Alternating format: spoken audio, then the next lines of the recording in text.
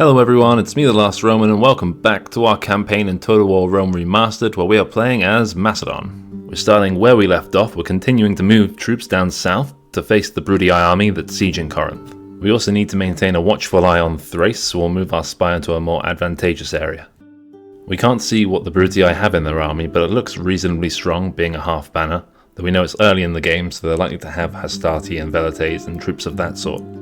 The Bruttii fleet's also trapping in our ships, and our ships are outnumbered, so we can't attack them there. We have a light lancer at Larissa, which will add to our main army that's progressing down south, as well as the phalanx pikeman who is joining from Thessalonica. We'll then turn to building up our towns. We'll put a trader in Thessalonica, and also in Apollonia, and roads in Bilazora and Larissa. Our main focus at this stage should still be economic growth. We're then ready to end turn. And finally, during the end turn phase, Athens is ours, as we've starved out the inhabitants. We'll disperse the population of Athens amongst the rest of our cities, again focusing on the growth of our main towns. We can also bring our armies down from the north, as we have new movement points at the start of the turn. We're going to utilise our ships to extend our army's movement range and get to Corinth as soon as possible. We've continued our recruitment drive, so have a new squad of light lancers at Larissa, which we'll bring down and park just outside of Corinth, where we can then join up with our army from Athens. We can then take our cavalry from our army on the ships and join up with the army outside of Corinth. Due to the size of our force, we need to leave one unit behind, alone in its own army. However, we can use this to instigate the attack against the Bruttii. With our armies set and ready, and outnumbering the total Bruttii force easily, we can now engage them and look to lift the siege they've placed on Corinth. While the balance of forces looks even, our far superior cavalry numbers and quality should win us the day.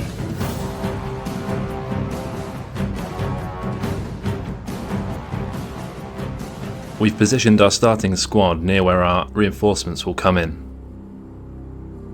The battlefield has a slight slope to it, but no trees or long grass or cover of any kind. We'll be fighting up that slope towards the Romans. The Romans have deployed right near the edge of the battlefield, at the top of the hill. This gives us quite a lot of ground to cover. We therefore start marching our army slowly up the hill in formation, in case we need to respond quickly to a Roman movement or attack.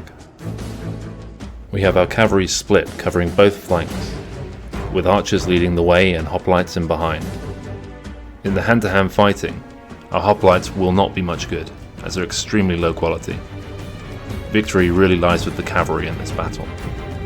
Finally, we draw within range of our archers, who start to unleash volleys of arrows on the Romans. This incites them to charge down the hill and attack. One of our archer squads is slow to turn and withdraw, and is quickly pounced on by the Roman dogs. Our cavalry engages theirs on each flank, and our superior numbers allow us to gain a surround. Our hoplites are engaged by the dogs next and break very quickly. The battle does not look like it's heading in our direction, when all of a sudden, our cavalry advantage pays dividends as we kill the enemy general. During their charge down the hill, the enemy army has become divided, and many of their troops are isolated. This makes picking them off with our cavalry even easier. While our hoplites try and fail to hold off the Roman infantry, we'll send one squad of cavalry to chase down their Velites, whilst the other squad can loop back ground for a killer blow into the rear of the Roman troops. With these final two strikes, the battle is won. We'll use our cavalry to chase down the survivors and kill as many as possible to eradicate the Roman army. With our victory over the Bruttii, the siege of Corinth is lifted, and we can end turn. We now need to decide what to do next, and given the aggression from Bruttii early on, it seems like an invasion of Italy would make a lot of sense. To that end, we'll look to manoeuvre our troops back up towards Apollonia, and build up our fleet further so that we can easily sail across the sea and invade the south of Italy. We'll send the additional units of phalanx pikemen that we have recruiting at Thessalonica over to Apollonia as well, and we'll board our ships with our main army ready to sail along the coast of Greece north to Apollonia, where we can meet up with the rest of our troops and cross over to Italy. Most of our provinces are still building the buildings that we started last turn, so there's not much to do in terms of administrative tasks. We're going to leave one general behind in Athens to help govern the Peloponnese and to potentially start a war with the Greek cities at some point in the future.